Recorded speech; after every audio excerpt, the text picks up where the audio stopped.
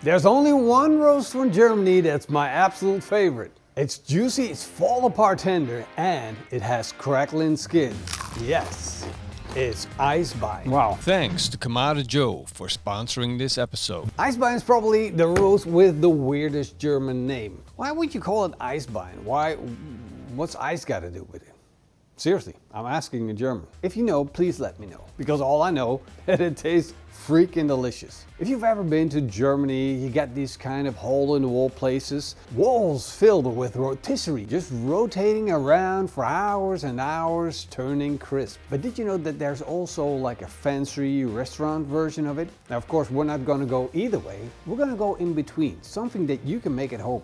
And the first thing that you're going to need is a pork leg. This is the upper part of a pork or a pork knuckle. So depending on how big your pig is, you should have the lower part of the upper part of the pork leg. And then you're going to need some of the skin still attached to that, because that is where the magic is. If you roast it for hours and hours on end, that's going to be crispy and very, very tasty. But we're not going to need the barbecue right away, because the first part of cooking a great Eisbein is done by taking out a pan like that, taking the pork legs, putting them in. Then you're going to take 1.5 liters of water. That's about 6 cups. To that you're going to add 75 grams of salt, 25 grams of sugar, 2 laurel leaves, a teaspoon of ground up cloves, a teaspoon of ground up nutmeg, and personally I'm also going to add the PitmasterX pork seasoning because it's just going to give it a beautiful touch of barbecue.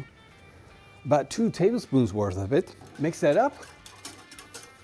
Then add it to the Eisbein. It doesn't really matter if they're fully submerged.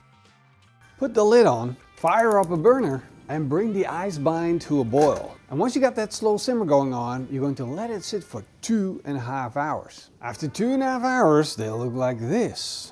Ooh. You can see that the meat has shrunken considerably and it's almost fall apart tender. Almost, because if it's fall apart tender, you're taking it a little too far. So that's something you need to keep your eye on. 2.5 hours is spot on. We're just going to let this dry up. You don't want to throw this away because this is going to make the best gravy ever. I'm going to let these sit in the open air for a little bit, and that's going to give them a nice dry exterior for the next phase of the cook, and that is putting the Eisbein on the barbecue. But before I do that, I'm also going to season them. But that's just for a little bit of color. Most of the flavors already boiled into the meat, and the salt in the water acts like a brine. Do note that I'm not seasoning the skin, which for me is important because I like that skin just to be the skin with a little bit of salt and just that crackling.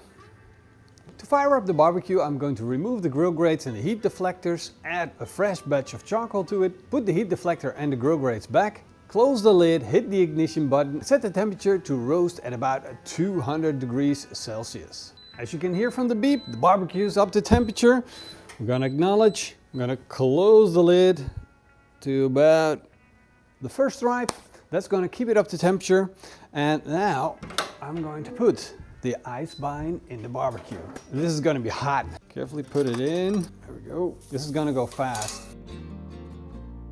Time to close the lid and let the barbecue do its job. There's no need to add smoke wood to this cook because we're cooking at higher temperatures and that wood would just ignite and become a flame. So we're just focusing on getting a nice crust on the outside and a crispy skin. I'm going to check about every 10 minutes or so to see how we're doing and to check if we have our desired results. We've been running for an hour on the Big Joe Connected. It's going really well, but I am turning the Eisbein every now and then just to make sure that it cooks evenly. We got so much heat coming from the bottom that I want to make sure I turn it and get that crispy skin, which is now laying with the skin side down to crispen up even further. And the fat is rendering down completely, which is one of the most important parts. See, if the fat's not fully rendered and melted out, then you're gonna get a little bit of a heavy experience. And that's why the cooking first and then grilling works so well. I'd show you how to make a delicious gravy to go with the Eisbein. So let's do that. Take out a pan, put in a slice of butter, let that butter melt. I need that butter to melt completely, and as you can see, there's some moisture in the butter, and we're going to wait until that's gone. It's going to like splash a little bit because the butter's hot. And then just turn down the gas or the electricity and let it cool down a little bit. And then you can add the same amount of flour that you added in butter. At this point you're cooking the butter, and that's going to make the gravy taste amazing. I kind of need that flour to turn from a white color to a light brown. Not dark brown, light brown. Once it's starting to look good, then you can start to add the boiling water of the Eisbein. It already has a lot of flavor, and that means we don't need to season the gravy. This is going to go into the pan. See how hot that is? Woo! I'm going to add a little bit more moisture. You see how efficient that cast iron is? It just holds so much power. That's amazing. Now I'm going to let it come up to a boil again. And once I got a little bit of bubble action going on, I know it's done. I'm going to put it in my serving tray. There we go. Look at the beautiful gravy. Wow. Woo, that's hot. Oh, that's perfect. I put a plate in the barbecue to warm it up. See, that's smart thinking. And here we have the Eisbein. Ow, that's hot. Ow, ow, hot plate. Well, first, of course, we need to let it rest. And second of all, we need to make sure that the skin is crispy. That is definitely crispy. The resting is all about letting the juices flow back to its original position. But what I don't want is that skin to become soggy again. So that's why I'm keeping it exposed to the open air, so the skin stays nice and crisp and the inside becomes nice and juicy. Let me see if I can tear off the skin. Look at that. It just comes off. That's perfect. Just cracks to perfection. Now there are a lot of telltale signs to see if you cook your skin to perfection, and that's when you see layers of skin in your cook. It needs to be cooked fully through to be enjoyable and to be edible.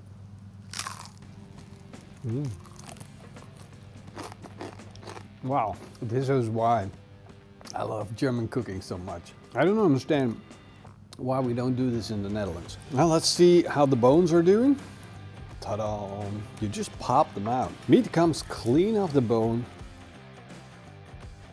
Look at that. Yeah. Succulent, juicy meat. It just falls apart under the weight of the knife. Let me just get a little piece.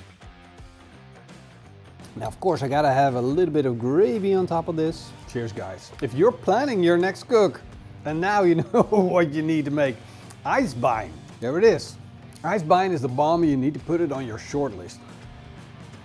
Oh, I'm sorry, guys. Hope to see you guys in the next video. Until then, eet smakelijk and keep on grilling.